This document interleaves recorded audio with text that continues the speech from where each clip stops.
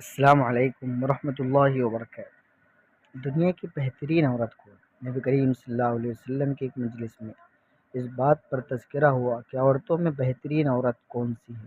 کسی نے کوئی بات کی، کسی نے کوئی صفت بتلائی۔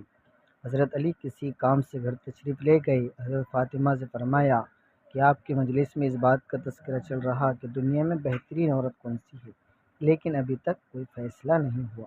حضرت فاطمہ فرمایا کہ میں بتاؤں کہ دنیا کی بہترین عورت کون سی ہے؟